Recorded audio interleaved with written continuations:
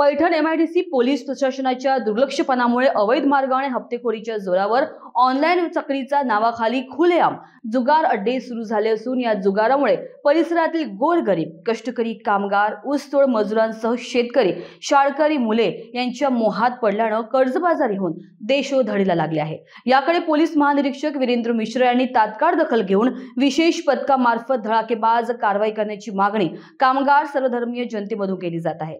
दुसरीकडे जुगार खेळण्यासाठी छत्रपती संभाजीनगर, बीड, जालना, अहमदनगर जिल्ह्यातील सराईत हिटरी सीटर शस्त्रधारी फरार गुंड्यांनी वास्तव वाढल्याने पैशांच्या देवाणघेवाणवरून किरकोळ मारामारी होत असल्याची माहिती सूत्रांकडून हाती आली आहे।